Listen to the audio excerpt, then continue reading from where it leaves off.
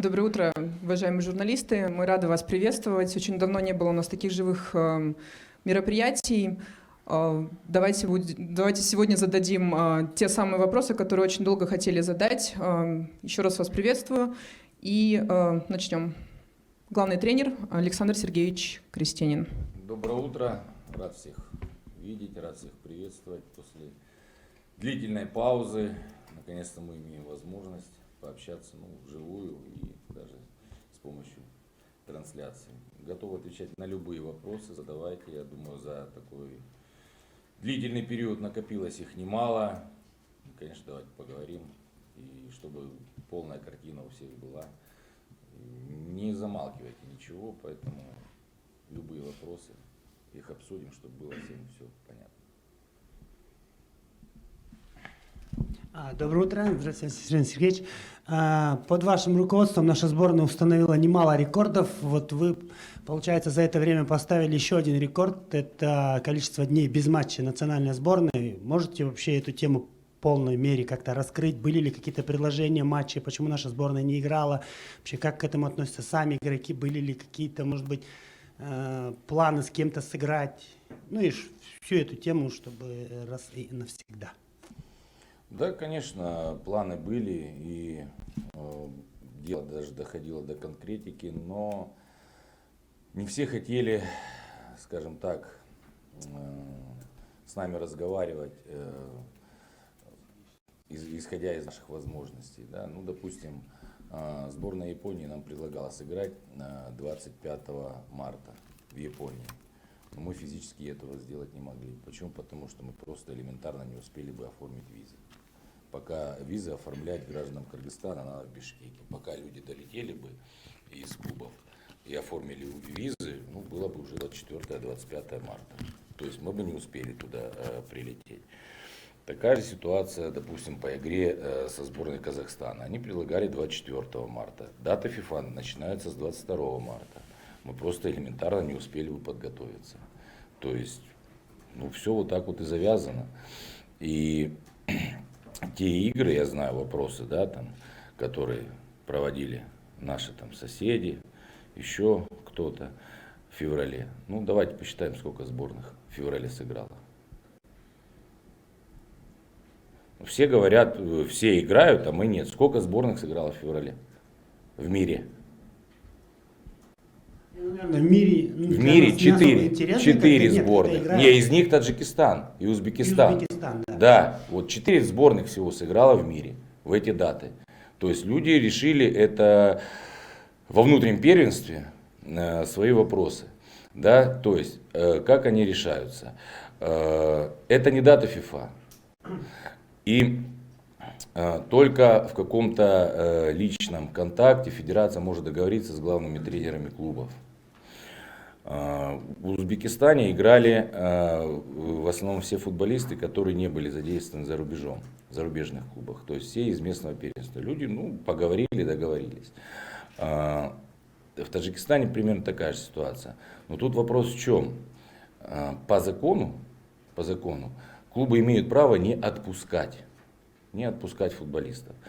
В нашей стране работают люди также из других государств, в том же условно Алай, в той же Абдышате. И они могли то же самое предварительно разговаривать, они бы не отпустили. Почему? Потому что там люди строят первый год работы, строят новую команду. Им надо готовиться. Тем более Алаю готовится к Кубку АФК. Они бы не отпустили. Раз. Во-вторых, зарубежные клубы точно бы не отпустили. Два. У нас там полкоманды. А кем тогда играть, ехать?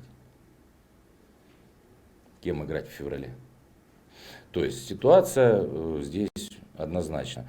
Опять же, вот я привел пример про Японию, да, там всплывали моменты еще с другими командами, но все они были до 25 марта.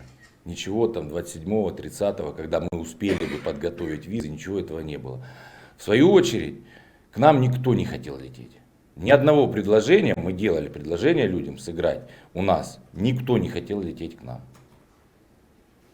Поэтому тут ситуация на 90% была не в наших руках.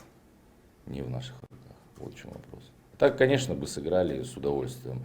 И я говорил, там, ну, как успеем визы сделать, да, там, то есть, хотя бы там 3-4 дня потренироваться и хоть куда полетим, хоть с кем сыграем. Но ничего такого на 27-е, на 20, на 29-е, на 30-е ни одного предложения не было. Ни к нам мы делали, я же говорю, и ни за рубеж.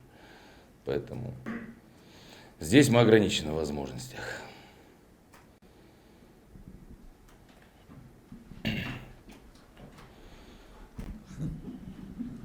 Еще раз здравствуйте, Александр Сергеевич.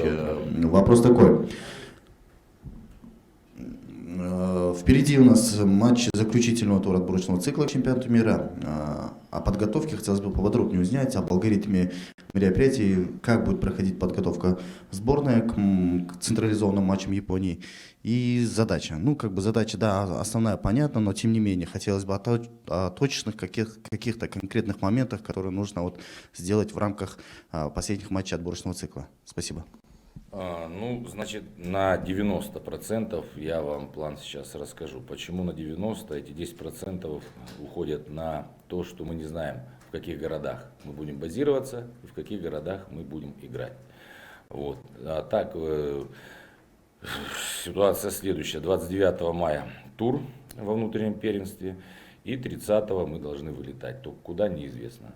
30 или 31. То есть с 1 июня начинаются тренировки. Это как бы точно. Вот. В каком городе пока не точно. Значит, с 1 по 6 мы работаем. Есть в планах договориться сыграть числа 3 товарищеский матч с каким-нибудь клубом. Но опять же найдем, мы не найдем там в каком городе. Ну и 7, 11, 14 играть. Ну а задача, как вы знаете, максимальная. Всегда шансы есть. Небольшие, но есть, в принципе, реальные. Как обычно, реальные. Мы конкурентоспособны.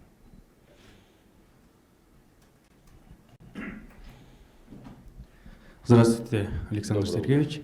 У меня такой вопрос. Увидим ли мы в ближайших матчах новых игроков в сборной? Ну, ближайшие матчи через 2 месяца, не знаю. Новые, старые. А как вы вообще говорите новых игроков? А сколько у нас игроков в команде? Сколько у нас игроков в команде? 23 это которые вызываются. Еще плюс-минус 10 человек. Но вот в эти 23 у нас, по-моему, ни разу не было, чтобы вот 2 даты FIFA были одни и те же футболисты в 23. Кто новый, кто старый? Тут такой вопрос. Я не знаю, кто будет здоров. Вот сейчас, допустим, есть момент, что у 2 игроков, кандидатов в национальную сборную, переломы. Как от этого застрахуешься? Не знаю, ну, наверное, ну, еще раз говорю, это сборная, это не клуб. Что клуб сделал заявку там на полгода, как минимум, вторую там через полгода. Это сборная, кто в лучшем состоянии, тот и вызывается. Это один момент. Второй момент, вы же тоже должны понимать, футболисты уезжают в другие страны, да, переходят на новый качественный уровень, то есть прибавляют, да. Мы за ними следим, они там, условно говоря, там из юношеской, из молодежной сборной, мы за ними следим, и как это было там с тем же Алыкуловым, с тем же Шукуровым, люди заиграли на международном уровне, стали конкурентоспособны, и, конечно, мы будем вызывать. Играть будут и собираться всегда будут лучшие. И здесь все очень просто. Я понимаю, есть какие-то пожелания, свои видения, да, у кого-то. Вопросов нет, это вопрос болельщиков, так и должно быть. Просто простая ситуация. Она в широком доступе, эта информация, статистика футболистов. Да? Мы там просматриваем, статистика футболистов. Вот когда собраны футболисты в национальной сборной, список 23, вы можете посмотреть их статистику. И потом посмотреть статистику тех людей, которых не вызвали. Она будет ниже. Объективно. Кто прибавляет, опять же, он сразу вызывается и играет. Я понимаю, тут много вопросов, 1,5 года не играли, действительно. И расширенный список на сегодняшний день, он составлен, в принципе, по прошлому году. Вот если бы в прошлом году были игры, потому что мы все отслеживали, и его составляли. Сейчас мы, опять же, на визовую поддержку в Японию, уже мы отправили расширенный список заниматься визами. Он, в принципе, составлен по прошлому году, и плюс в этом году добавились фамилии. Там 36 человек, вместе с вратарями. Поэтому тут кто новый, кто старый, нет, все наши, все. Опять же, новые люди выросли, прибавили в мастерстве, в опыте. Ну, допустим, я думаю, что Алыкулов прошлогоднего года, позапрошлогоднего года и Алыкулов сегодня, это, наверное, уже два разных футболиста. То есть, ну, тут такой момент. А так следим за всеми, и это хорошо, что особенно, ну, так скажем, более молодые футболисты уезжают за рубеж, там тот же Батырканов, опять же, тот же Али Мардон играет в Беларуси, там тот же Джекобалиев закрепился в Индонезию. Это очень хорошо. А в прошлом году еще как бы было 50 на 50, а сейчас уже люди уверенно играют в своих клубах. Это здорово, и, конечно же, за ними следят. Опять же, Каныбеков в Чехии попал в команду, да, то есть он был в основную команду, а был там 1,5 года назад в молодежной команде в Турции. Сейчас тоже другой футболист. Конечно, все в поле нашего зрения. Александр Сергеевич, я хотела уточнить, подобный вопрос тоже у меня возникал, дополнить хотела. Возможно, имелось в виду, что те игроки, которых можно присмотреть за рубежом, они родились в Кыргызстане, да, и переехали, вот как Бачевский, вот таких. Будут ли какие-то сюрпризы, может быть, потому что мы не всех знаем игроков, которых могут в сборную пригласить. Может быть, еще есть кто-то на примете за границей с нашим гражданством? Да, есть. Уже получил паспорт и получил подтверждение от ФИФА. Николай Давыдов. Он живет в Германии, 98-го года рождения. И, в принципе, он тоже может уже выступать за национальную сборную Кыргызстана. Есть еще ребята. Но с ними разговариваем, не все хотят. И как и молодые, так и взрослые. Не у всех есть возможность сделать именно кыргызское гражданство по разным причинам. Ну, конечно, есть, но это вопрос такой серьезный. И здесь в большей степени от них зависит, смогут ли они сделать кыргызский паспорт. Мы как им поможем в этом. Если они сделают, всех рассмотрим. У нас были моменты, допустим, там с ребятами, которые уже состоялись по 30 лет, там им говорили, да, а потом в последний момент отказывали. Ну, что ты сделаешь? Это их решение, я его еще раз уважаю. А так, конечно, следим и тех, кто внутри растет, ну и кто есть у нас за рубежом. В Бельгии есть люди, разговаривали мы с ними, более того, даже они приезжали в Турцию, тренировались с нами, с Дордоем, когда я вылетал, но для дел сборных мы их вызывали. Разговоры, контакты есть, но в первую очередь это их желание выступать за национальную сборную. Заставить же мы никого не можем. Александр Сергеевич, можно дополнение к предыдущему вопросу Ксении. Можно поподробнее узнать о Николае Давыдове, то есть где начинал, то есть в каком клубе играет. И есть у нас воспитанник Абдышаты, который давно играет в России, сейчас играет в ФНЛ, Азнаур Герюгов. С ним тоже предметно я и сам переписывался. В принципе, парень неплохой играет как полузащитник в ФНЛ. С ним говорили как-то, то есть выходили на связь, обсуждали ли предмет, чтобы он играл за национальную сборную? Обсуждали, и сейчас он не готов ответить ни да, ни нет. У него большие вопросы сейчас свои личные, как он говорит. Ну, естественно, мы ждем. А так с ним напрямую связывались, да. Но у него тоже большая проблема, очень большая проблема, именно с получением гражданства Кыргызстана, потому что там, ну, еще ниже надо смотреть, потому что когда уезжали родители, ну, в общем, там большой комплекс вопросов, и с ним мы в контакте, конструктивно, и пока что он говорит, ребята, я на паузе, мы ждем, а там дальше, опять же, его решение. Николай Давыдов, ну, отец его выступал за сборную Кыргызстана в многоборье, он не футбольный, ну, не с футбола, но очень спортивный человек. Ну, живут они в Германии, он играет в 5-й лиге в Германии, но сейчас там играть нельзя. Там в Германии в каких-то округах проводятся соревнования этой лиги, в каких-то нет. Допустим, где тот же Люкс и где Давыдов, там не проводятся, а где Майер, там проводятся. То есть у них так. И он прилетал, тренировался с Дордоем за свой счет, прилетал, прошел все сборы с нами вот сейчас, потому что в Германии все закрыто было. Ну, мы рассчитываем на него, перспективный парень. Но опять же, игр не было, сейчас они сами говорят, не знаю, останемся в этом клубе или перейдем. Поэтому пока в каком клубе он играет, сейчас вообще не играет, ни в каком. Поэтому, ну опять же, ждем, как будет развиваться ситуация. Александр Сергеевич, а насколько ситуация с карантином и сложностью перелетов может повлиять на сбор нашей команды? Если прилетят не все, то есть будем рассчитывать, как вы говорите, на тех, кто есть, в принципе, незаменимых нет. Тогда будем тогда? Она влияет на 100%. Незаменимых нет, но очень важна каждая потеря любого футболиста. Да, его можно заменить, но опять же, все футболисты разные и со своими качествами. Да. Поэтому для нас важен очень важен каждый игрок. Как она влияет? Ну вот смотрите, простой момент. Олимпийская сборная полетела в Непал. И берут у одного футболиста тест. Он положительный, а здесь давали отрицательный. Прилетели туда, он положительный. Ему нельзя играть. На второй день сдают опять же повторный тест, у него отрицательный. Оказывается, можно. Тут качество тестов очень сильно влияет. И мы же понимаем, здесь медицина еще не все до конца для себя решила. Это один момент. Второй момент, опять же, по перелетам. Ну вот простая ситуация. Вот чтобы прилететь сейчас в Саудовскую Аравию, там список 15 или 17 стран. Если ты через них летишь, то тебя садят на карантин, даже транзитом. А если не летишь, то как бы тебя пускают, ну при наличии теста отрицательного. Опять же, кто как будет сюда добираться, а там же требуют информацию. В последний месяц где-то летал, два, какие перелеты, какие правила будут.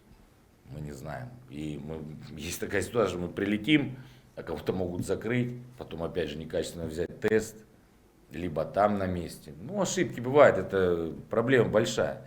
И еще раз говорю, медицина, наверное, делает все, что можно, но до конца вопрос-то не решен, поэтому мы здесь зависим от этого на 100%. Опять же, логистика, как лететь. Многие рейсы сокращены, да, поэтому влияет на всех. И на работу, и на отдых, на все влияет. Александр Сергеевич, есть информация о том, что Виталий Люкс уже завершил карьеру, и Виктор Майер очень близок к этому. Вы, наверное, в этом отношении знаете больше, чем мы, можете рассказать. Да, ситуация владеем на 100%. Ну, когда они завершат карьеру, они, наверное, сами об этом скажут. Национальной сборной. Национальной сборной, да. Но у Виталика сейчас нет никакой деятельности, связанной с футболом. Вот, он работает, но не в футболе.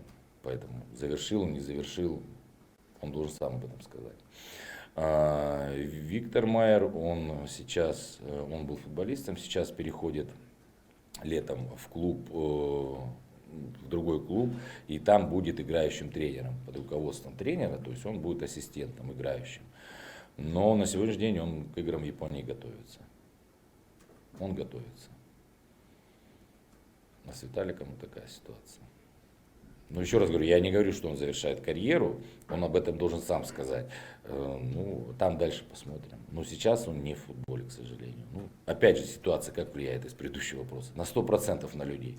Там игр нету, ничего нету, жить-то надо, я понимаю, все, тут ничего не скажешь. Так, конечно, Виталик Вот очень вы качественный отметили, футболист. что Майер готовится к матчам Японии, да? А тренерский штаб включает Люкса в расширенный какой-то список или хотя бы? Или вы его пока не рассматриваете? В расширенном списке все есть, кто может ходить сегодня, играть и тренироваться. Но футболистами не разбрасываемся. Вы рассказали про некоторых игроков, которые теоретически могут получить гражданство и попасть в состав национальной сборной. Какие шансы есть у Кирилла Крестинина, который играет за Дорде? Ну, во-первых, это надо у него спросить, хочет ли он, это раз. Во-вторых, ему надо получить гражданство. А чтобы ему получить, я так понимаю, мне еще надо получить. Но он здесь только 2 года, это надо процедуру. Ну, опять же, это если он хочет. Опять же, тут не от него даже больше зависит, как гражданство получить. Получить гражданство вопрос юридический. Правильно, там же процедура. Нет, я спрашиваю про именно с вашей точки зрения тренер главной сборной. Вот вы сказали, Давыдов хороший игрок, там Гирюков Перспективный. хороший игрок. Крестинин перспективный игрок. Может ли он как бы Да усилить, все молодые усилить перспективные. сборную? Ну, сегодня нет, а через какое-то время все молодые могут, они растут, развиваются, они могут усилить тут же. Ну, разные, я не хочу называть фамилии про молодых футболистов, потому что на них это очень плохо влияет. Особенно на наших, да, не выдерживают они напряжения. Вот. Ну, там достаточно много молодых футболистов, которые раньше не были никак задействованы. А сейчас, я же говорю, по прошлому году, поэтому там много молодых футболистов. Ну, опять же, мы смотрим за ними, наблюдаем, кто как себя проявит. И всех ждем, естественно. У нас, понимаете, у нас нету какой-то такой искусственной темы омолаживать сборную. У нас идет омоложение само собой. Само собой, потому что у нас именно высококачественных, квалифицированных футболистов, конкурентоспособных на международном уровне, ограничено количество.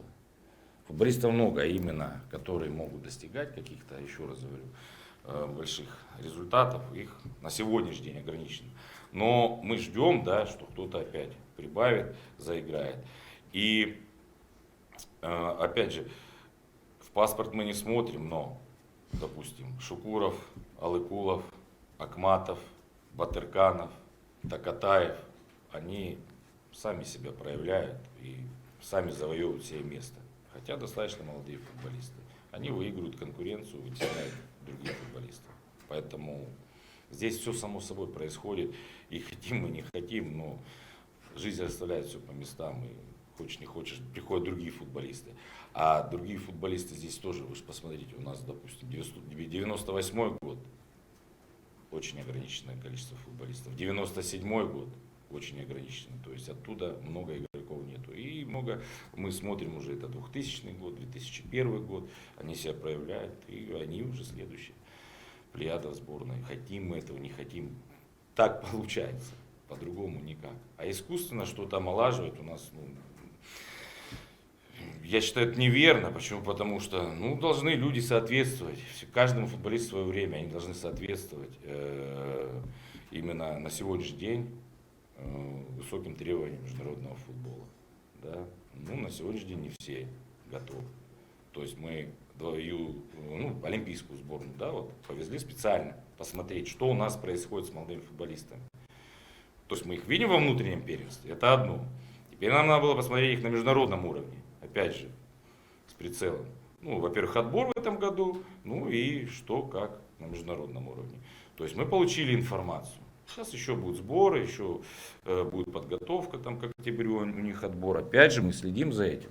Но только когда они будут выигрывать, когда они будут проявлять себя, индивидуальные команды в целом, тогда быстрее будет это дело. Тогда быстрее будет все это происходить.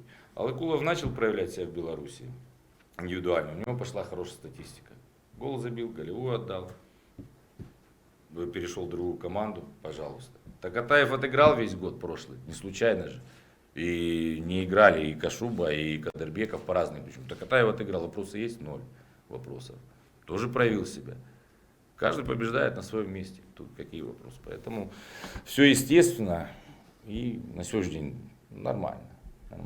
Закрывая тему турнира в Непале, была ли возможность провести национальную сборную? Ведь все-таки соперников играли национальные команды. И в принципе можете поделиться впечатлениями от игры нашей команды. Довольны, недовольны? Что вам понравилось, что не понравилось в игре нашей команды? Возможность была повести, но опять же визовый вопрос стоял остро, раз. Во-вторых, очень неудобный график этого турнира был.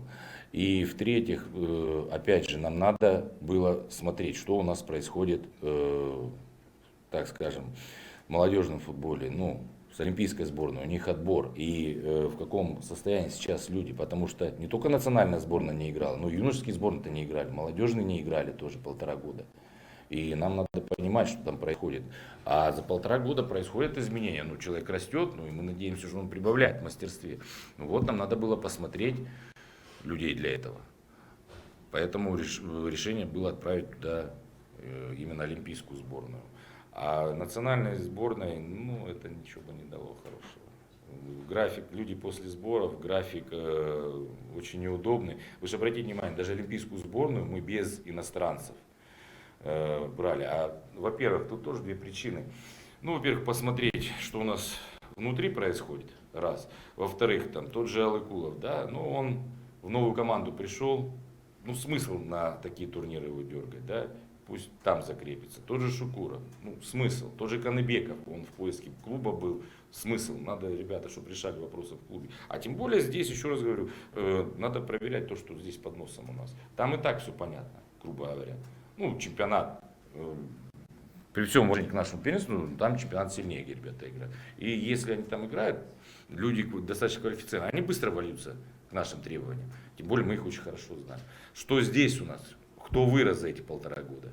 Кто нас удивил, там, дал новую информацию о себе? Вот это было более важно посмотреть. Опять же, с перспективой и национальную сборную, и подготовки к турниру. Отбор же все-таки в октябре. Поэтому это было приоритетно. А национальная сборная эти игры бы ничего не дали. Вообще ничего. Что касаемо игры нашей команды, результатов. Ну, там сложно говорить, почему, потому что у них всего была одна тренировка. Опять же, вот у национальной была бы одна тренировка. Это что за подготовка? То есть, ну, мы все понимаем. Мы больше смотрели, как люди себя проявят именно индивидуально, потому что мне предъявлять тренеру какие-то вопросы, ну, он только все по ходу ориентировался. Опять же, новый тренер только приступил к работе в новой должности, ему надо тоже адаптироваться и с ребятами поближе познакомиться. Да, были какие-то эксперименты, но опять же именно для выяснения полной, так скажем, картины, кто на что готов, способен на сегодняшний день, ну и также в перспективе.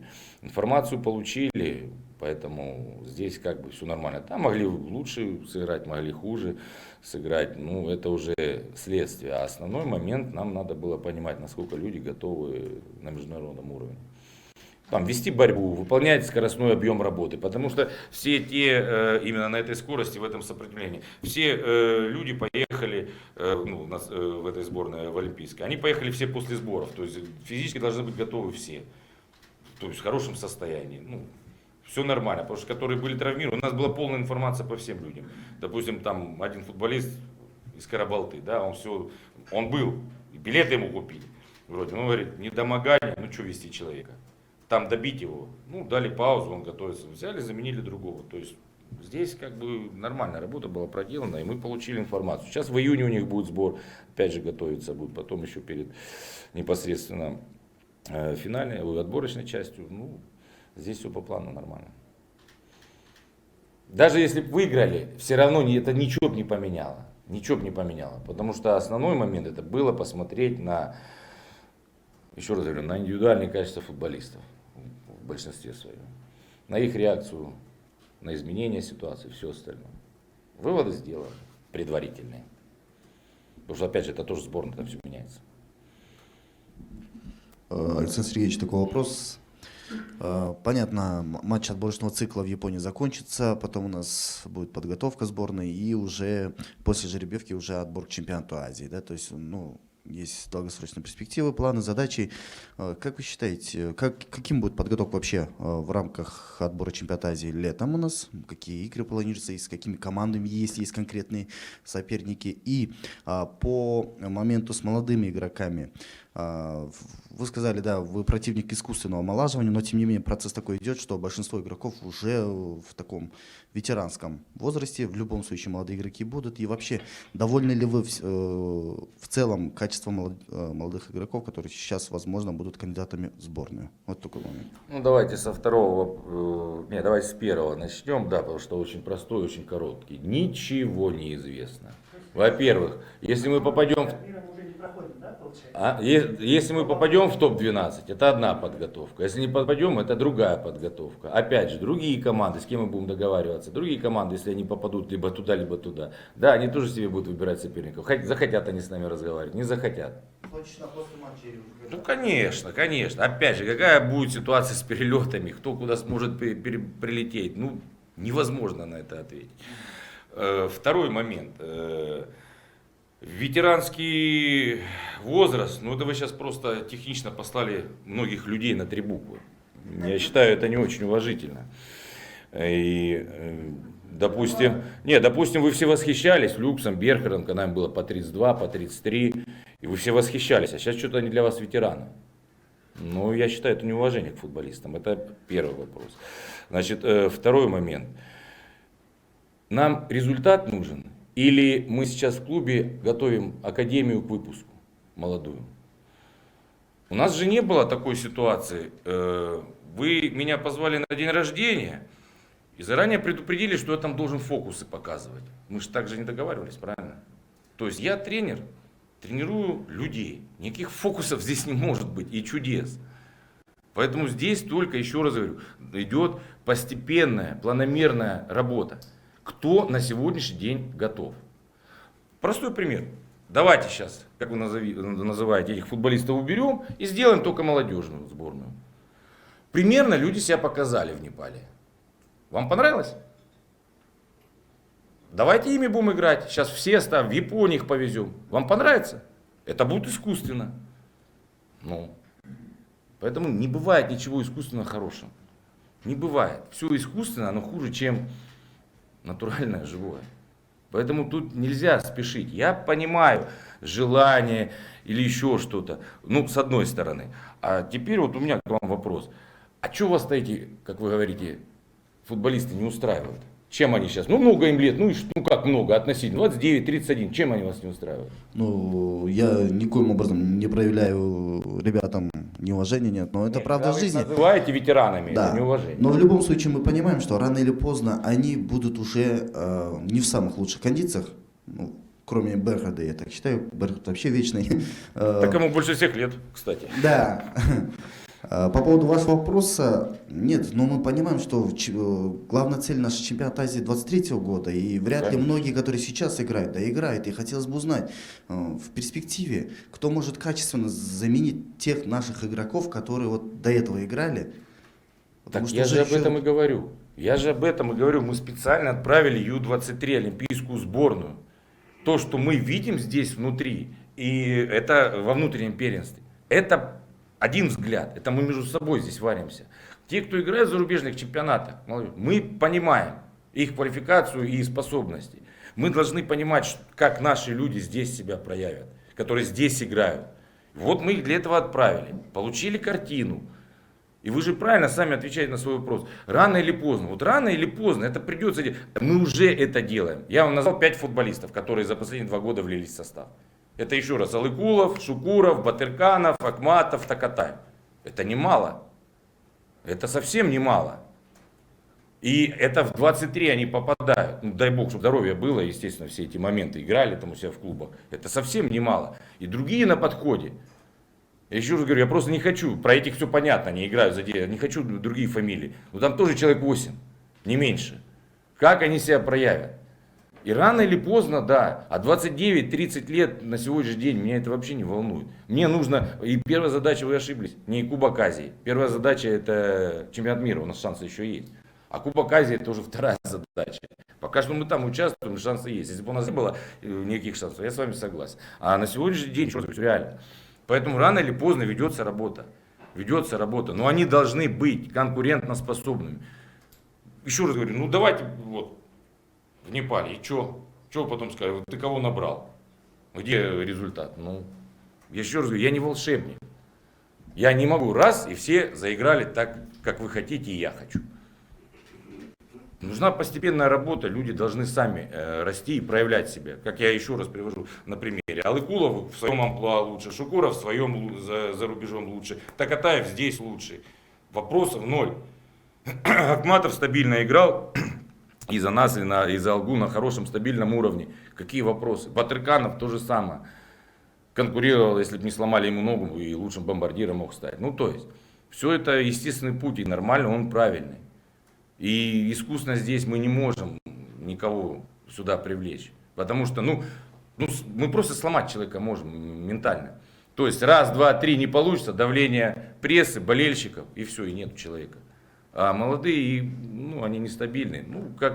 Любой начинает, которое новое дело, да, ему нужна поддержка. а не давление и топор над головой. Поэтому мы вводим рано или поздно, да, конечно, это само собой придет. Но у нас нет такой ситуации, как в Германии, когда Германия там всем проигрывала, они сели, посчитали, да, 28 лет. Самая там 29, самая старая команда. Все, берем курс на омоложение. А там 60 человек, которые евро выиграли, все, ставим просто на них акцент и играют у себя. Тот в Реале, тот еще где-то. И из них делают команду. У нас нет такой ситуации, правильно? Вот там да, искусственно можно, потому что и те конкурентоспособные играют в своих клубах. Просто одному 29 лет, другому там 23 года. Ну и тот в основе. Да? Те, которые там условно 29, они вроде по опыту. Подожди, по опыту, не результата нет. Все, горим. Доверили 23-м, кому 23, все, нет вопроса. У них конкуренция была, Азил 23 года заиграл, все, а под ним Кросс уже 21 год сидел. Конкуренция. Тот в Арсенале, тот в Реале, там, в Баварии, ну, условно, там, хронологию там точно не помню, но смысл такой, что и тот в том клубе играет. Как, у нас нет же такой ситуации. Все идет естественным путем. Но опять же, Батырканов 98-го года, он 2 года составляет конкуренцию опытным футболистам, тому же Кажу, тому же Мурзаеву в бомбардирстве. Ну какие вопросы? Такатаев, какие вопросы? Вот только таким образом, а просто так засунуть, ты мой друг, ты мой красавчик, сосед позвонил, там, или мнение болельщиков, прям все хотят. Ну что, мы только хуже можем сделать человеку. И национальная сборная, потом вы скажете, а он не готов, что ты его выпустил? Я скажу, а вы же меня просили, а вы скажете, не, мы не просили. Поэтому тут все постепенно должно быть в естественной среде, постепенно. И нету ветеранов и молодых. Молодых это мы с вами условно говорим, которые еще не привлекались. Они молодые не то что там по возрасту, а по опыту выступлений. Да, там.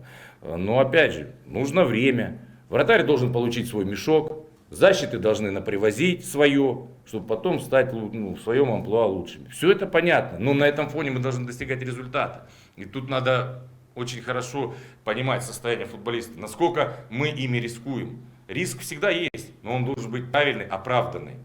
Одно дело, ты кидаешь ментально, физически не готового человека в игру, а другое дело, когда он готов с этим справляться, бороться. Тогда он растет. Тут как бы все просто. И я могу точно сказать, ни одного человека в Кыргызстане нету, кто больше, чем я, хочет, чтобы молодые футболисты заиграли. Ни одного нет. Как бы вы ни хотели, у меня желание намного больше. Намного больше. А по поводу доволен я или недоволен, еще раз говорю, такими категориями я не имею права просто мыслить. Я всегда радуюсь, когда растет новый футболист.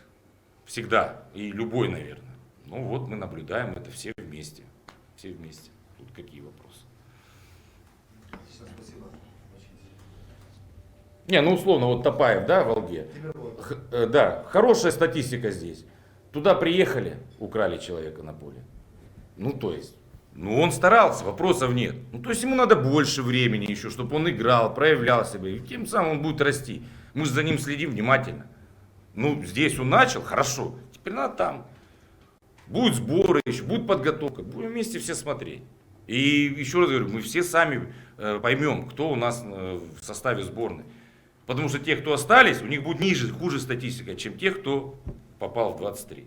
При условии, что все здоровы. Поэтому, еще раз говорю, тут все естественно. Здравствуйте, Александр Сергеевич. У меня несколько вопросов. Первое, это национальная сборная последний раз играла, получается, товарищеский матч в ноябре 2019 года. Да, я понимаю, что пандемия и так далее, ситуация в стране. Насколько это будет отображаться на результативности нашей сборной, да, отсутствие именно матчей. И почему именно с Казахстаном, да, то есть договаривались, вроде как начали переговоры, но не состоялся матч. Все-таки это нехватка времени на подготовку или все-таки две федерации не смогли договориться? Кулис, странно слышать от вас вопросы про Казахстан, я же только что ответил. Просто коллеги мне из Казахстана рассказывали о том, что... Мы сразу сказали, они предложили дату 24, потому что у них Франция там была и еще игры. Мы говорим, 24 мы не готовы играть, мы не будем. Мы не готовы. А они начали раскачивать эту тему. сами по себе. Мы в Турции играем с казахскими командами, тренеры говорят уже там заключительные игры, говорят, что там, Сань, через 3 недели в Астане? Я говорю, нет. А наши все уверены втыкают. Я говорю, ну, молодцы. Ну, и мы сразу сказали, 24-го мы не будем играть, потому что, ну, день на тренировку, ну, как бы, еще раз говорю, я не фокусник, да, у нас такая же ситуация была, когда мы обыграли Казахстан 2-0. Ну, что теперь, брать за принцип подготовки 1 день? Ну, извините, ну, я не фокусник, не волшебник, не было у нас такого уговора. Только надо время и готовиться. А то, что они раскачали, ну, это их вопрос, это вы к ним задайте, на каком основании. Вот, это то, что касается... А вообще по поводу отсутствия матчей? Вот, да, теперь по поводу... Мне самому интересно, как это отразится. Это новый опыт, никто не был в такой ситуации. Бог его знает, как отразится. Если так математически чисто, как мы считаем, прикидывали, то в принципе именно на качестве футбола это не должно отразиться. Почему? Потому что, ну, одно дело, когда ты играешь, даты FIFA у тебя идут, сентябрь, октябрь, ноябрь, да, то есть ты через 2-2,5 недели ты опять собираешься вместе, ну, через 3 максимум, ты собираешься вместе. Тогда да, идет поступательное движение, это было... Очень важно, когда мы только начинали работать с ребятами, у нас ну, план был, понятно, там на год, все, на 2 расписан, но самый большой акцент был именно на этот период, на осенний, потому что сборы рядом, и у людей остается, то есть они, понятно, перестраиваются на клубные дела и потом на сбор, но у них остается наше требование в сборной, то есть не так это все, обычно день-два уходит, пока люди придут в себя, а там тем более новые требования были, все. Сейчас же люди требования знают. Вот, но тем не менее, там уже можно какие-то там тактические моменты, они закрепляются. Но когда у тебя происходит пауза с ноября до марта, ничего не остается. Поэтому что 3 месяца, что 12 месяцев, по идее, ничего не должно измениться. Ну, потому что все равно все по новой. Люди там клубы меняют, переходят, ну, в общем, в голове опять изменения. А в сборной там, ну, свои требования, потому что от соперника готовимся, и ничего ты такого продолжительного не сделаешь. То есть, по идее, ничего не должно измениться в этом плане. Эмоциональная составляющая, ну, которая тоже не менее важна, ну, по идее тоже вроде общаются все, да, ну понятно, что не собираемся вместе, потому что сборная, когда собираем, это другая обстановка, все это здорово, но этого все не было. Но здесь вот, я же говорю, мне самому интересно, посмотрим. По идее сильно не должно, а там дальше видно. Мне еще тут другой момент меня интересует. 1,5 года это очень большой срок, люди... выросли, наверное, я надеюсь, ну, судя по телевизору, по их статье, прибавили в мастерстве, то есть, ну, наверное, уже там какое-то качество у нас должно повыситься, а мы все не можем в этом месте попробовать. Ну, При том, что если организовать, да, товарищеский матч, можно было узнать, да, кто насколько... Ну, если бы, вот если бы после 25-го, конечно. А до 25-го что, мы 1 день собрались, потренировались, и что мы узнали? Ничего не узнали. Опять людей просто так бессмысленно под танки кинули и все. И никакой бы нормальной картины мы не имели, какую-то искаженную. Еще раз говорю, в Непале олимпийскую сборную мы смотрели в последний момент командную игру. В последний момент. Мы смотрели на ребят, как они себя проявляют в максимально сложных ситуациях. Такое тоже должно быть. Индивидуально, и потом, как они это смогут, их реакцию, привнести это в командную игру, насколько это получится. То есть это мы смотрели. Люди сражались, бились как могли. Их нельзя ругать, что они там проиграли там, или еще что-то. Ни в коем случае. То есть они тоже, еще раз говорю, в стадии становления, давно не играли. Мы обращали внимание на это. Но в национальной сборной это нельзя делать, мы здесь все друг друга знаем. То есть здесь должна быть плановая подготовка к какой-то игре. 1 день это не план, это что такое? Люди 2 дня только некоторые лететь будут. 1 день потренировались, 1 сыграли, и 2 дня обратно. И в чем смысл? Поэтому самому интересно, что будет. С удовольствием посмотрим все вместе. Давайте. Второй вопрос от коллеги Гульджан Турдубаевой за Затык. Она говорит о том, что у нас, несмотря на то, что пандемия, да, все равно состоятся эти матчи, так как приближается 2020-2023 годы. Наша сборная готова ли участвовать, да? И сборы были, но игр не было в прошлом году. И чемпионат внутренний, да, прошел всего там, ну, за короткое время. И насколько готовы сами игроки, которые, то есть не только за рубежом, да, где-то играют, но и у нас в внутреннем чемпионате. То есть так как основной костяк, всем известно, составляют именно игроки местного чемпионата. Вот. Составляли. А сейчас неизвестно. Ну, Сейчас неизвестно. если 1,5 там года люди исходить выросли. из предыдущей практики, тем более того, что Ну, не вы, да, Ладно. тренер Ну, местного во-первых, клуба. Гульс, давайте уточним. Гульжан, большой привет. Давайте уточним. Значит, первый момент. В прошлом году сборов не было. Я так понял, из вопроса были. Это раз. Во-вторых, вот здесь уточнить поконкретнее. Насколько готовы, все понятно, мы на сегодняшний день не знаем. Мы просто, ну, на сегодняшний день примерно картина понятна. Ну, игры-то будут через 2 месяца, ну, подготовка. Поэтому мы не знаем, мы не можем говорить на эту тему. На сегодняшний день неплохо. А что будет через 2 месяца, не знаю. Ну как неплохо? Юсупов, Саганбаев с переломами. А так неплохо. Сыдыков после мениска восстанавливается. А так вроде неплохо. Да? Вот. Потом, ну, 20-й, 23-й. Ну, надо сыграть сначала в Японии. Ну, как туда заглядывать? Вот сейчас Аделет задавал вопрос. Ну, как мы туда можем заглядывать? Мы ничего конструктивно не можем сказать. Фантазировать, ну, мы не мыслим такими категориями. Ну, как-то размыто, поконкретнее, вот, чтобы я ответил. Ну, а так, в общем, если размыто, то вот так. Понятно. Такой третий вопрос, личного характера, может быть. Вот вы давно у нас в Кыргызстане, да, и, так сказать, футбол наш знаете очень глубоко. И вопрос такой, собственно, при каком руководстве вам жилось лучше, нашей сборной, и как в качестве главного тренера вам жилось лучше, да? То есть, ну, лучше в плане подготовки, в плане предоставления условий для сборной, да, то есть организация тех же товарищеских матчей. Это не считая пандемии. Ну, здесь очень простой, на самом деле, ответ. У федерации есть план развития своей работы, он долгосрочный. И изначально он был составлен так, выдержан, и потом контролировался, что в принципе президент не влияет сильно на работу федерации. Почему?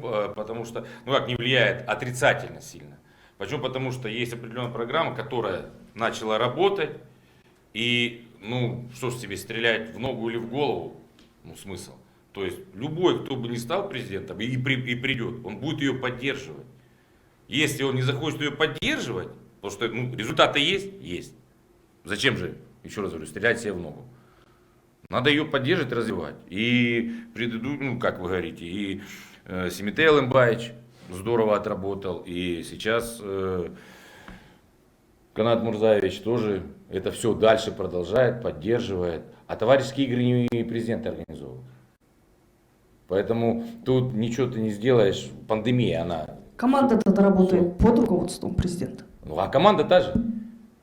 Команда та же осталась. Люди на своих местах, они тем же и занимаются. Ничего не поменялось. Другое дело, что теперь в меньшей степени зависит что-то от нас.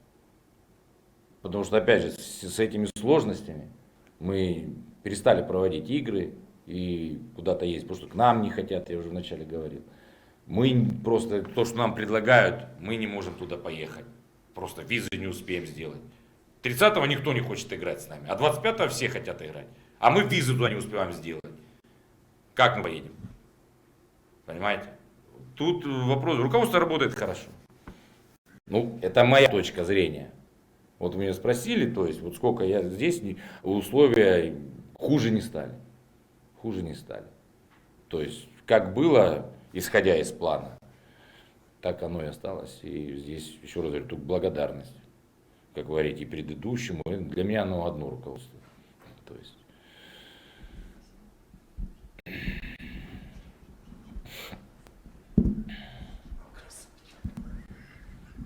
Здравствуйте, Александр Сергеевич. У меня такой вопрос. Мы коснулись предстоящих матчей, где будут для нас, что касательно нашей сборной, разыграно 9 очков, которые можно засчитать и за 100. А как вы думаете, это хорошо, то, что все 3 матча пройдут в столь короткий промежуток? Потому что мы знаем, что, как вы сказали, может быть и функциональный подъем, а может быть и функциональный такой спад. Как вы думаете, это хорошо, то, что 3 матча пройдут в столь короткий промежуток времени в одной стране, в одной локации? И второй вопрос касается насчет вот, легионеров, вернее тех, наших граждан, кто выступает за рубежом. Возвращаясь к теме Коченкова из «Локомотива», наконец-то Минспорта России подтвердил, что вот с августа 2020 года все, кто владеет паспортами стран ЕС, официально не считаются легионерами, да, в чемпионате России. Это вот казах Зиндидов, Байрамян из Армении. Вот они их исключили из числа легионеров. Можно ли его, ему 34, по-моему, года, можно ли его пригласить в сборную? Спасибо. А дилет надо? Не старый? Новые категории у нас появились. Значит, смотрите. Понял, запишу, да. Вратарю можно, да. Ему и в 3 касания можно играть, да. И мяч руками брать. Я понял. Ну, значит, смотрите, Жалдош, тут такой момент. Со стороны кажется, да, все, отменили, но не только в этом проблема. Почему? Потому что, ну, допустим, если за Антоном, мы с ним в контакте, переписываем, я ее с чемпионством поздравляю. Ну, в общем, мы в контакте, нормально. Тогда, да, этот был вопрос основной. Потом, когда приняли, мы тоже с ним разговаривали. И он говорит: Сергеевич, момент, да, такой, я могу уехать, но пауза сборных, я не тренируюсь в команде, а он тоже все-таки конкурирует с Гильерми, да? Ну, тоже не простой вратарь. Того нету и меня нету, да, в команде, ну, в дата FIFA. Но тот играет на чемпионат, ну, отборочный чемпионата мира, а мы там немножко с другими командами, мягко говоря, играем. И тренер меня не видит в эти 9 дней. Ни тренер вратарей, ни главный тренер. И когда я приеду, у меня могут быть проблемы. При всем уважении к вашей работе, накал игр, все там, тренер вратарей работает хорошо, но уровень сопротивления, все остальное, всякое может быть. Мне нежелательно уезжать даже в даты FIFA, чтобы здесь, в клубе, у меня было все нормально. Я говорю: Антон, нет вопросов, я все понимаю. Я все понимаю. Это нормальная позиция. Точно так же, ну, и у других может быть ситуация такая же. Ну, допустим, мы разговаривали вот с Гирюговым, да, то есть, и он тоже говорит: у меня сейчас свои личные проблемы, мне их надо решить в клубе. Нет проблем, все нормально. Мы уважаем точку зрения, и опять же, ждать, ну, мы подождем. Ну, пока мы ждем, другие играют, нет вопросов. Поэтому вопрос не паспорта на сегодняшний день главный, когда люди играют, ну, на другом уровне, скажем, более высоком. Здесь понятно? Да. Все. Так, теперь первый вопрос по... Жило уже это никто ж не отбирает. По одному задавай, ответили, по-моему, второй. То я не все запоминаю. Первый как... Вопрос касается... Да, все. Да, все. В нашей... Да. Ну, во-первых, сторона локации. Ну, это здорово. Ну, ты в одном месте максимум, может быть, там, переехать куда-то. То есть тебе не надо. У нас Азия же, да, расстояния большие. Славятся большими перелетами, сменой часовых поясов, климатическим поясом. Все. Это все уходит. Ну, я считаю, это плюс. Любой команде, да. Ну, Япония, понятно, она еще дома играет. Ну, допустим, нам, Таджикистану, не надо летать. Это один. Опять же сюда возвращаемся. Со всеми этими медицинскими барьерами. Тоже нет проблем. То есть приехали, все варимся там в одном месте. Все нормально. Не перелет, то есть там контроль, насколько я знаю, будет. Там гостиница, стадион, все. Это хорошо.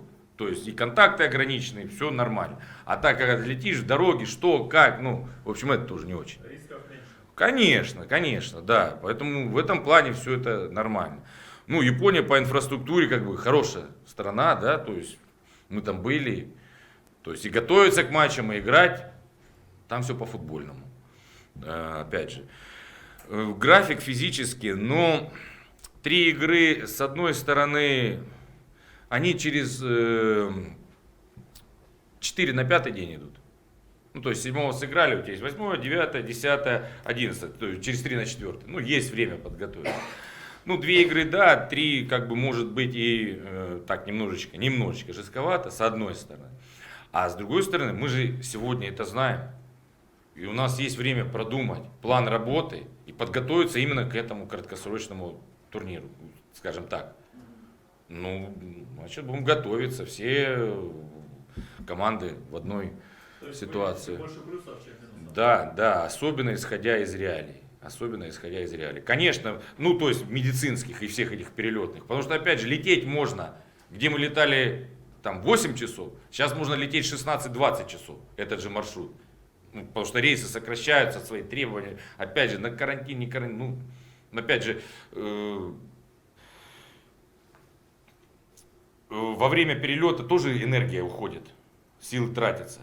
А там мы будем в одной локации, это пойдет все на восстановление. Ну, я считаю, здесь это хорошо. Конечно, если бы всех этих ограничений не было, то, конечно, это ерунда полная. Потому что домашняя игра есть домашняя игра. Конечно, тут вопросов нет. Но в данной ситуации, исходя из нее, ну, я считаю, да. Но мы, опять же, физически не смогли бы принять все эти команды. Правильно? Таджикистан тоже. Потому что, ну, искусственное поле у них на центральном стадионе. Да, на центральном там, ну, на искусственном поле не все хотят играть. Поэтому, ну, Мьянма, все понятно, Монголия тоже, ну. Поэтому это на сегодняшний день это лучшее решение в данных реалиях. А так, конечно, ну, домашние игры есть домашние, и наш любимый стадион «Спартак» уже, по-моему, уже и он за нами скучает, не только мы за ним. Ну, как есть. Исходя из этого, да, это оптимальное решение. Александр Сергеевич, если можно, кратко, насколько я понимаю, юридические тонкости, все складываются очень хорошо для того, чтобы Коджи мог принять кыргызское гражданство и выступать за национальную сборную. Можете этот вопрос вкратце рассказать? Нужен, не нужен, соответствует, не соответствует, может усилить, не усилить? Да, конечно, нужен. Еще раз говорю, почему Давыдов нужен, а Кажу не нужен. Все нужны, кто может играть. У нас футболистов не очень много на сегодняшний день. Да, растет поколение, мы в него верим, надеемся, оно себя проявит. Это 2000 год, 2001, там что-то осталось в 99-м, тоже мало. То есть 2003 год, очень хорошие ребята, 3-4, все это мы ждем. Поэтому в каждого мы верим и надеемся. Кажу, конечно, усилить, но насколько я понимаю, ему еще год надо прожить.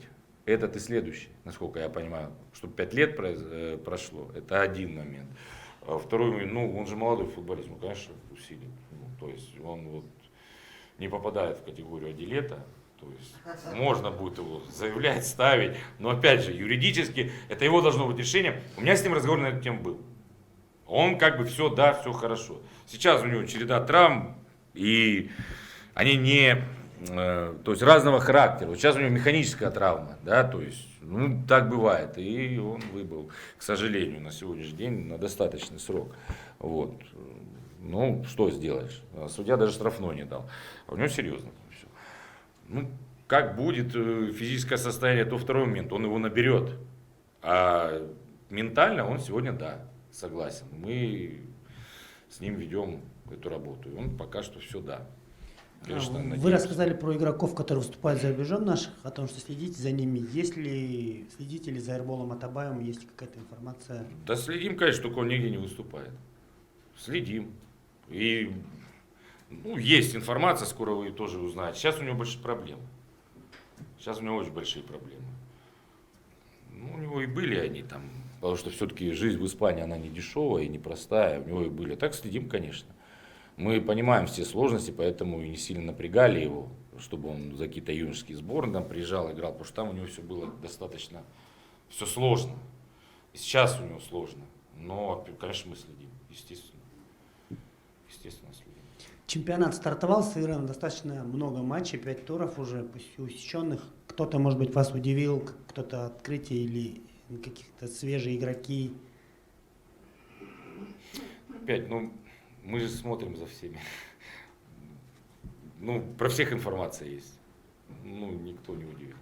Ну, то есть все нормально, все в свое, что могут, чтобы прогнать, то и показывают. Никто на сегодняшний день не удивил. Ну, просто я вам говорю, что там условно Изаков, Молдожунусов, они в прошлом году были в расширенном списке. Ну и они стабильно играют. Там, это новые фамилии для расширенного списка, условно. Но для нас это не новые. Они себя достаточно хорошо проявили. Ну, поэтому удивления нет, потому что мы владеем информацией. Если это, вот, допустим, я уехал, там, 2 года не было меня, я приехал, пришел, тогда бы я мог удивиться. А так мы каждый тур отслеживаем, вся статистика футболистов есть, игры есть, тем более мы внутри играем. По зарубежным тоже, мы владеем полностью, мы в теме, как тут сложно удивить. Никто там, даже если забьет гол через себя с центра поля, это тоже будет не удивление. То есть мы все понимаем.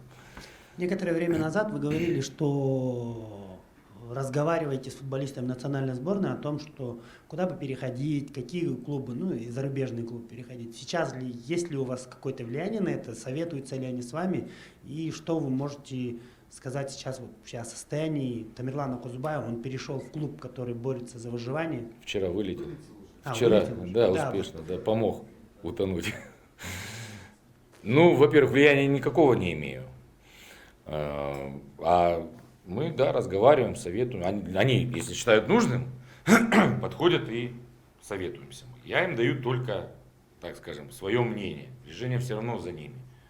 Более того, даже люди, которые переписывают контракт, там, не все об этом, они тоже мне звонят, мы обсуждаем некоторые вопросы. Кому-то это надо, кому-то, ну, кто-то этим пользуется, кто-то нет, но, по крайней мере, у ребят больше информации.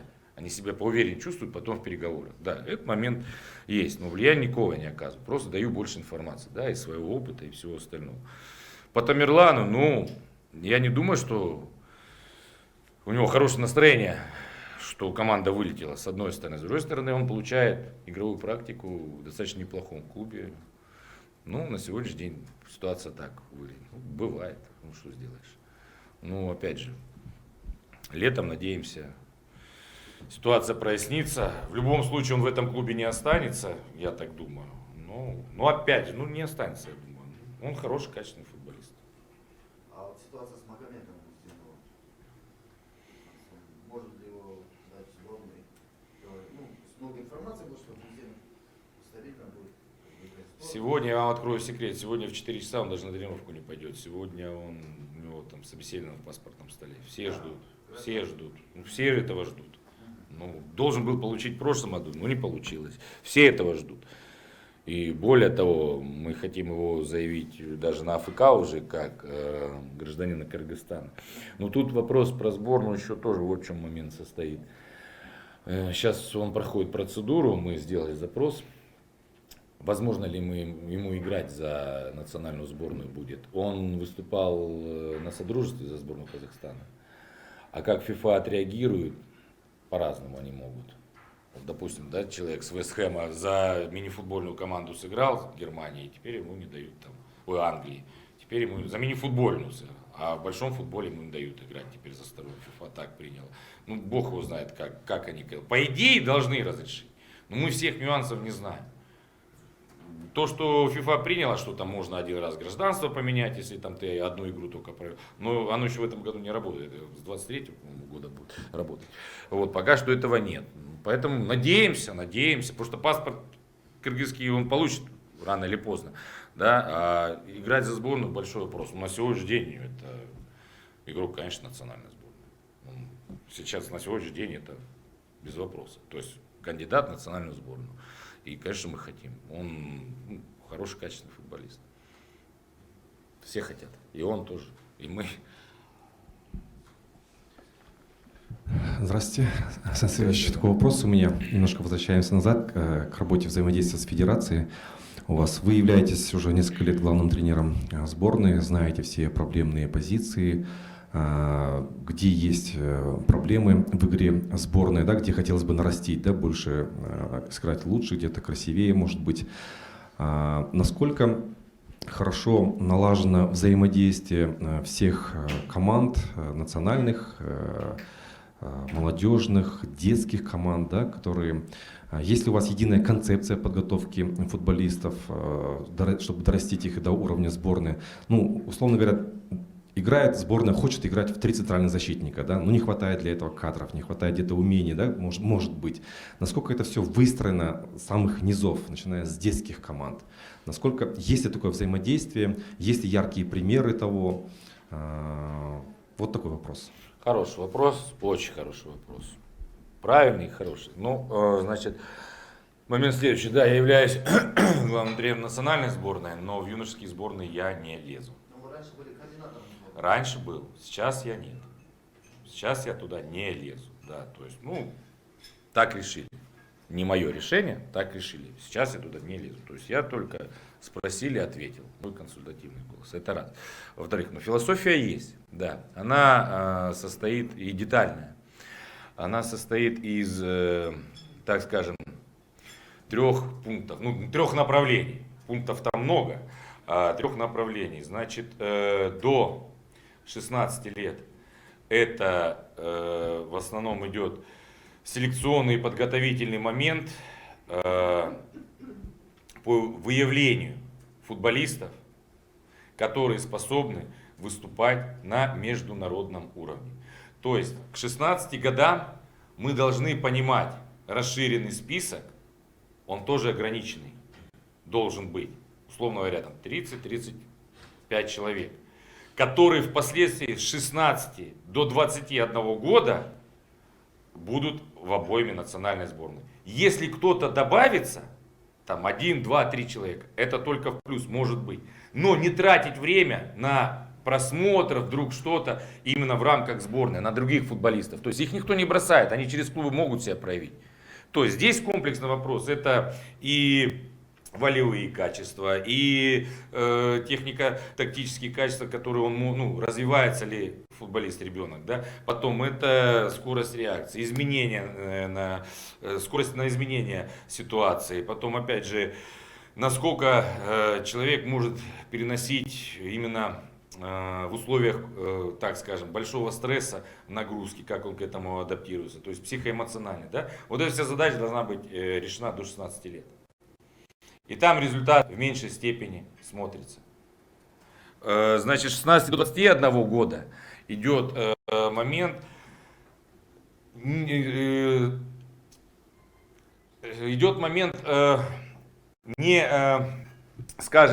только результат, а именно способность команды, не индивидуальных людей, а команды бороться за результат. То есть мы определились с группой футболистов и начинаем с ними работать уже более тактически. Да, и они будут играть по одной схеме, да, оптимальная, которая именно для развития футболистов.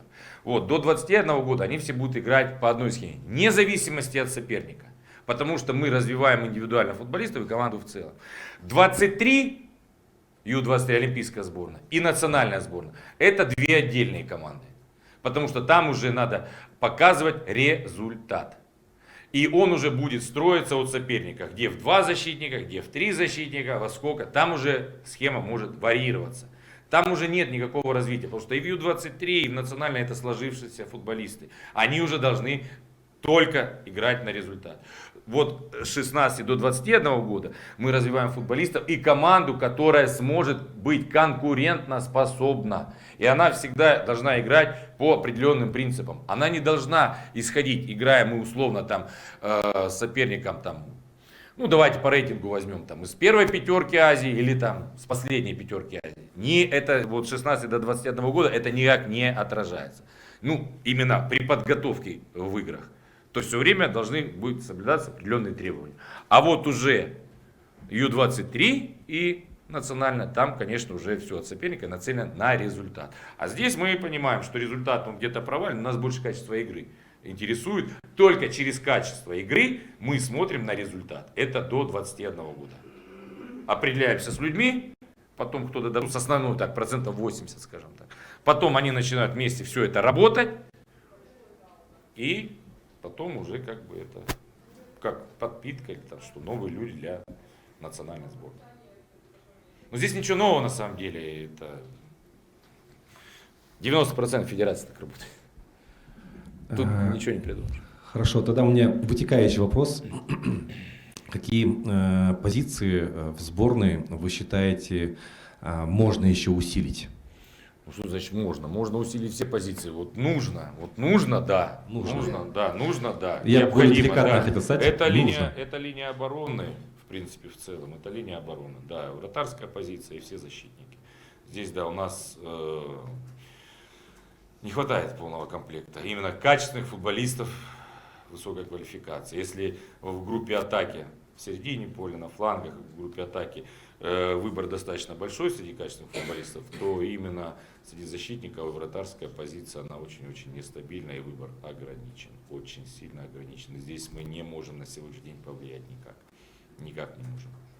Вот те люди, которые есть, с ними надо работать, ну и чтобы они еще индивидуально сами развивались. Ну я, допустим, за Валеру Китчина ничего не говорю. Там Валера, все понятно, да. Тамерлан Казубаев, ну, более-менее, ну. А кто, там тот же Максат Джакабалиев, да, в Индонезии, ему надо развиваться, хоть и играет, но он только начал, он еще не сформировавшийся футболист, да. Там остальные футболисты, которые во внутреннем первенстве. Ну. На сегодняшний день это, скажем так, проблемное место. Почему? Как почему? В какой фазе там это подготовки футболистов? Потому что я объясню, на меня уже много народу обижалось, когда я это говорил, ну как бы я на это не реагирую.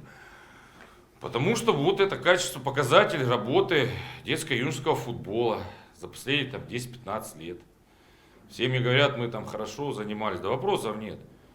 Хорошо занимались люди где? Конкурентоспособные. В группе атаки, да, и я понимаю, я отлично понимаю, я сейчас без претензий. Я просто констатирую данность. Я понимаю, с группой атаки проще работать. С ней намного проще работать. А вот с вратарями, с оборонцами, вы просто посмотрите вратарей, какое количество у нас даже потенциально мы можем вызвать. То есть потенциально, по идее, все из каждого клуба вратарь может войти в расширенный список национальной сборной, да? Там, допустим, если там где-то легионер вратарь, ну, то второй там должен конкурировать. Но на самом деле-то это не так, совсем не так. А в юношеских сборных. У нас ситуация была Ю-21 и Ю-23. То есть две сборных, и у нас на эти две сборных было два вратаря. Два. Мы не могли одновременно провести Ю-21 и Ю-23. У нас был Дарстан и Кадырбеков. Все, они то там, то там.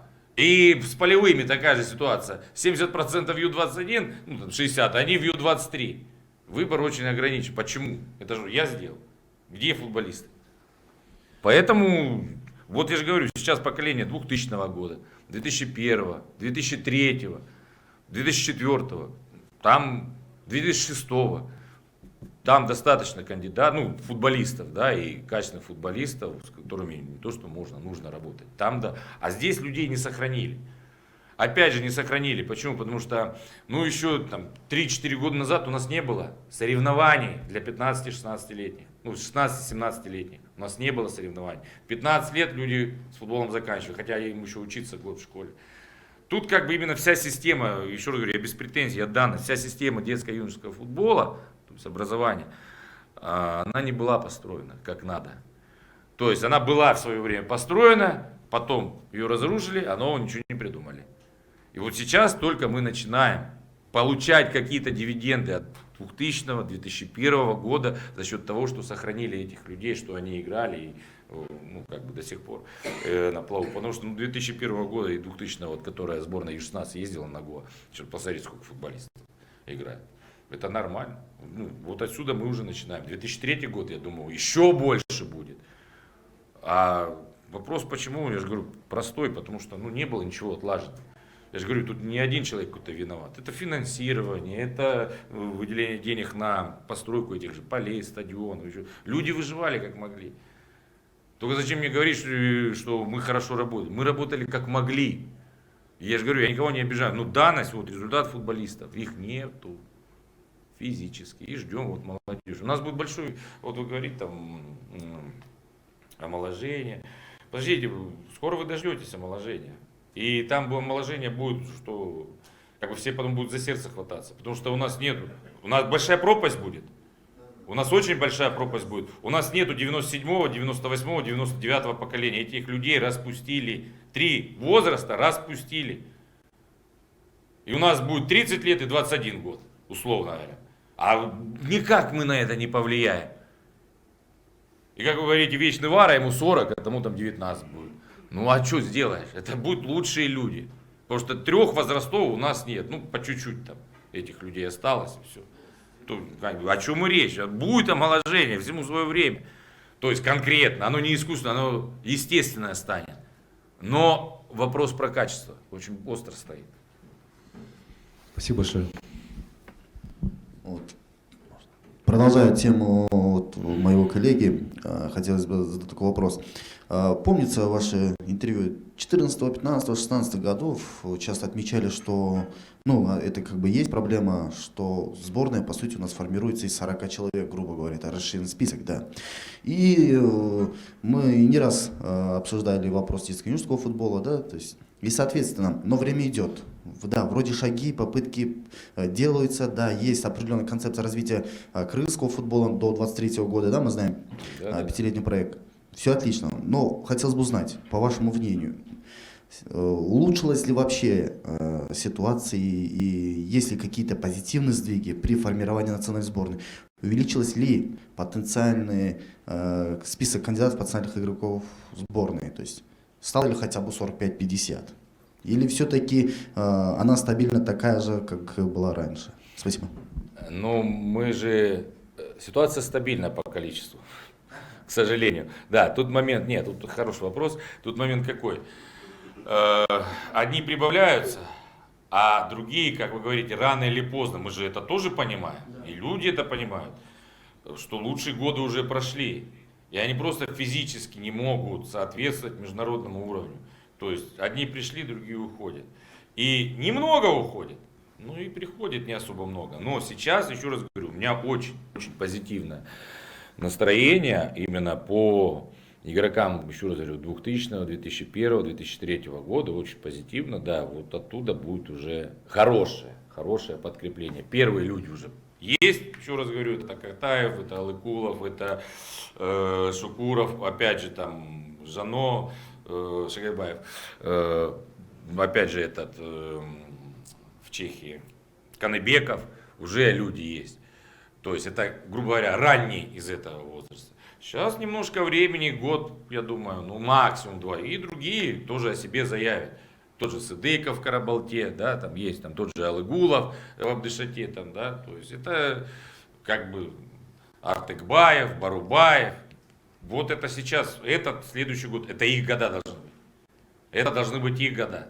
Самое время себя проявлять. И заявлять о себе, естественно. Поэтому плюс-минус, я же говорю, количество тоже. Но самое главное, что процесс не на месте стоит, а идет. И еще раз говорю, с одной стороны, провал в возрасте, там, ну а с другой стороны, я не смотрю, еще раз говорю, в паспорт. Выдерживают отлично. Отлично.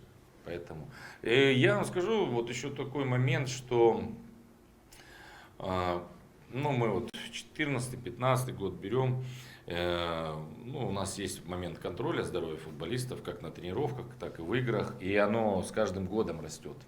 С каждым годом растет. То есть, то есть, допустим, если раньше мы пробегали там 960 метров, 1100 за игру, да, именно на спринтах, то сейчас мы 1700-1900. Чтобы вы понимали, сборная Бельгии бегает, плюс-минус 2 и чуть выше. То есть за игру, да, это сборная Бельгии. А остальные мы в этом диапазоне как бы. И это сейчас, которые люди, это все выдерживают. Но и те молодые, которые приходят, как условно, Шукуров, там, Алыкулов, Батырхан, они тоже это выдерживают. Это как бы по здоровью, это конкурентоспособный международный уровень. Теперь на этой скорости стабильно работать с мячом в этом сопротивлении, да, это немножко другое, но опять же, это все нормально. И здесь мы как бы прибавляем. Хоть и, как вы говорите, команда стареет, а результат прибавляется. Поэтому здесь идет работа как бы нормальная. А те, которые более молодые футболисты, пусть они сначала покажут этот объем работы, да, потом качество футбола, знают скорость, и тогда они будут играть, и, конечно, они только усилят. Тут сомнений нет. По-другому просто не бывает.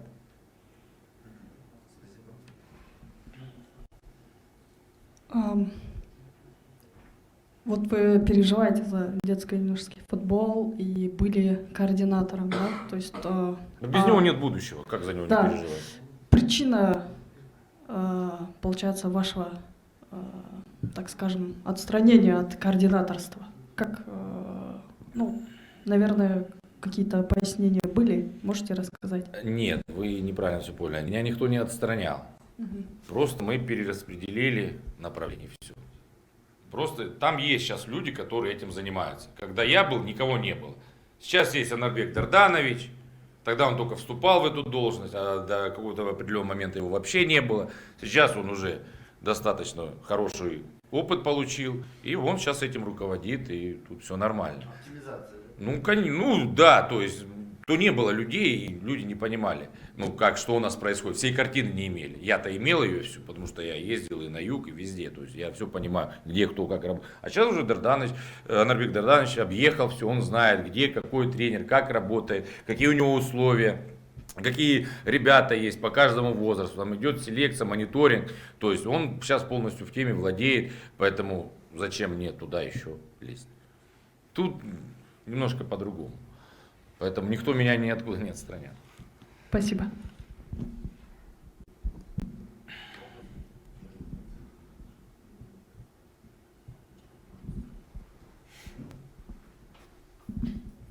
У меня вопрос, Александр Сергеевич. А последний тур команды КПЛ поддержали, ну, провели акцию против насилия над женщинами. Планируется ли что-то такое, примерно на какой-то там контрольной товарищеской игре национальной сборной? Потому что все-таки мы все понимаем, что игроки национальной сборной — это, ну, такие пример для подрастающего поколения. Вообще, как вы к этому относитесь? Ну, во-первых, к любым акциям я отношусь очень сдержанно, раз. Во-вторых, ну, это личное каждого дела. Но здесь момент какой? Каждый для себя сам решает. И я, в принципе, не против акций. Я всегда за форму их проведения. По крайней мере, с моей стороны инициативы не будет проводить такие акции. Потому что, ну, может быть, мне кто-то расскажет, ну, я не знаю. Ну, еще проблема обманутых вкладчиков Албании не решена. Христофор Колумб я тоже не видел ни одного отчетного документа, не отчитался на отчетном собрании за открытие Америки. То есть, не знаю, кого мы напугали, с кем поборолись. Любой адекватный человек, любой, он против насилия женщин, детей и всего остального. Ну, может быть, мы, еще раз говорю, я никому ничего не советую, выражаю свою позицию. Может быть, мы в какой-то другой форме бы выразили это. Если это направлено к семье погибшей, да, трагедия у нас произошла, ну, давайте организуем какой-то фонд, соберем деньги. Ну, реально поможем человеку, потому что это горе, не дай бог никому, не дай бог никому. А в такой форме, ну, я не знаю, кому мы помогли. Как мы, что, кого мы напугали, кому помогли, женщины это оценили.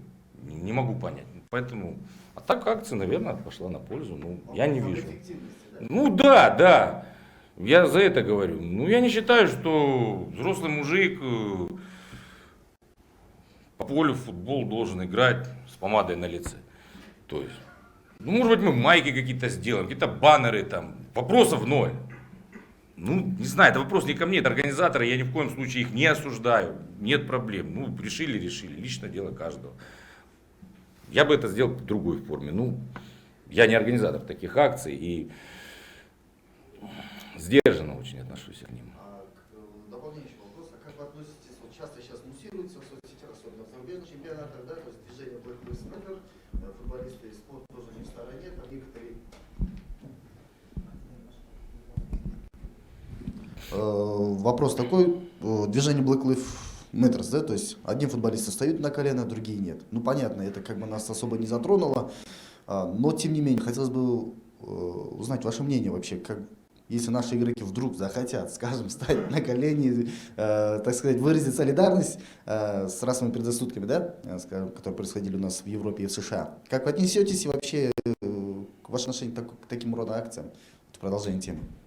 Еще раз говорю, это лично дело каждого. Я не буду никогда ни перед кем стоять на коленях. Если только меня сила не заставит, вот и все. Не поставят. А я никогда ни перед кем не буду стоять. Это моя позиция. Потом я против размытого, еще раз говорю, какого-то отношения к чему-то. Кому эти акции помогают? К чему они приводят? Я за адресную помощь. Вопросов ноль. А это что? Обратить на себя внимание лишний раз? Ну, может быть. Ну кому? Вот кого мы напугали? Кого мы предупредили? Как мы помогли, другие футболисты, постояли они на коленях. Дальше что? Как помогли? Вот конкретно объясните мне, в чем это проявляется? Я так понимаю, смысл в том, чтобы выразить солидарность и принять тот факт, что существует проблема с расовыми Так она всю жизнь моментами. была. Так она всю жизнь была. Работорговлю никто не отменял никогда. Ну а сейчас, не секрет же, там женщин продают там. У нас в Азии это очень хорошо, кстати, развито. Тоже проблема, кто ее скрывает? Любой здравомыслящий человек, так против этого. Выразили, дальше что? Кто вот напугался или удивился, или что? Люди как делали свои, так и будет. Выразили мысль, дальше что? Вот в чем смысл? Я понимаю, игрок сломался, он лежит в больнице, люди вышли в майках, да, ему приятно. Вопросов ноль, эмоциональный момент, еще что-то. Это я понимаю, здесь мы кого напомним. У людей беда, горе, у одних и у вторых. Да, там какие-то. А мы вот так себя ведем. Давайте адресно поможем. Давайте как-то попросим, чтобы наше государство придумало, каждый в своей стране, какие-то законы. Неравные права женщин и мужчин, а наоборот, у женщин какие-то привилегированные должны быть права по отношению к мужчинам. Почему нет? Это я понимаю, на законах это нормально. Потому что не должен мужчина обижать женщину. Я 100% согласен. И давайте как-то это узаконим. А здесь кого мы напугали? А со стороны выглядит это, мягко говоря, странно. По мне. Постояли люди на коленях. Дальше что? Кого обманывали или притесняли, ему помогло это? Кому хорошо относились, так все нормально. Кому плохо, лучше не стало. В чем причина? Смысл? Я не понимаю этого. Это мое личное отношение. Я не против этого, не организация, ничего. Это мое личное отношение. Я не вижу в этом смысла. Я вижу здесь очень другую ситуацию. И я ее не приветствую. Вы посмотрите сейчас, у нас ведут не два отличия между мужчиной и женщиной. Как я к этому отношусь? Это из этой же серии. Это бессмысленное телодвижение. Я против этого. Бессмысленных. Адресно 100%. Как? Два отличия у нас. Два. Не бывает третьего. Нам втуляют, что это есть. Нет этого. Никак. Я поэтому вот это все, глобализация, все, я к этому отношусь очень плохо. Я в Советском Союзе родился и воспитываю. Не в России, а в Советском Союзе. А сейчас, тем более, живу и работаю в Азии, где страна с очень большой культурой, с глубокими традициями. Я за это. А не за вот эти все безумные, бессмысленные, с моей точки зрения, все эти акты, которые ни к чему не приводят. Зачем нам это все вообще здесь? Я не понимаю. Я был на открытии, допустим, недавно памятника древней письменности Кыргызстана. Отличное мероприятие. Здорово, какие вопросы. С удовольствием съездил, это да, я поддерживаю. Да, собрались, телевидение, народ открыли, да, там личная инициатива людей. Классно же, вопросов нет. Я с удовольствием посещаю Супару, да, этнокомплекс, традиции, все. Отлично. Это я понимаю, вопросов нет. Зачем нам это все здесь? Зачем нам эти все нововведения именно в этом плане? Я не понимаю. Это, как говорят, все разрушение начинается с разрушения культуры, языка, культуры. Я этого не понимаю, я против этого, честно говоря. Целесообразности и формы проведения. Допустим, еще раз говорю, мы можем как-то заострить, опять я не понимаю, как, но могли в другой форме, более, в нашей форме, понимаете? В нашей форме. Почему мы должны на кого-то смотреть? У нас что, у самих культура слабая или что? Не верю. Александр Сергеевич, Бакыт Толканов, спутник Кыргызстана. Вот у меня такой вопрос. Вот сегодня была затронута тема детско-юношеского футбола. И вот, ну, такой как бы немножко гипотетический вопрос. Вот, возможно ли достичь нам со временем, да, такого, чтобы наши клубы смогли дойти до уровня португальских или голландских клубов, которые специализируются на выращивании и трансферах футболистов? Спасибо. Теоретически да, в большой перспективе, конечно. Ну, в принципе, ради этого первые шаги, которые сейчас предпринимаются, ну, ради этого они как бы предпринимаются. Но насколько это все получится, большой вопрос, потому что он же комплексный. Помимо кадровой ситуации, это тренеры высокой квалификации, да, опять же, это мониторинг футболистов, это все еще финансово затратно. Хватит ли у нас денег на постройку инфраструктуры, на, опять же, ну, материально-техническую базу обеспечения этих футболистов, как в Португалии, как вы говорите. То есть, чтобы выйти на их уровень, нам надо все иметь такое, как у них. Да, вот хватит ли у нас на это сил, желания, средств, и самое главное, контролировать весь этот процесс, долгий, непростой. Вот хватит ли у нас на это? Большой вопрос, потому что все люди, человеческий фактор никто не отменял. Но ради этого делаются сейчас все попытки, потому что все и сразу не бывает. Ну, потихоньку надо в этом направлении двигаться. Вот мы же взяли пример, еще раз говорю, эту философию, там мы не сами там что-то придумали. Ну, свое что-то добавили, исходя к нашим условиям там в индивидуальном плане. А общее, ну это же все так делают.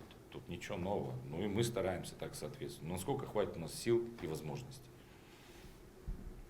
Дорогие журналисты, на этой перспективе, я думаю, нам стоит уже сегодня закончить. Очень надеюсь, что Александр Сергеевич ответил на все ваши вопросы, которые вас в столь долгий период интересовали. Если возникают еще вопросы, добро пожаловать в пресс-службу Кыргызского футбольного союза. Всегда открыты для вас. И еще раз огромное спасибо, что пришли и посетили данное мероприятие. Ссылка и вообще, в принципе, вся запись данного мероприятия будет доступна на наших ресурсах. Выложим. Спасибо огромное.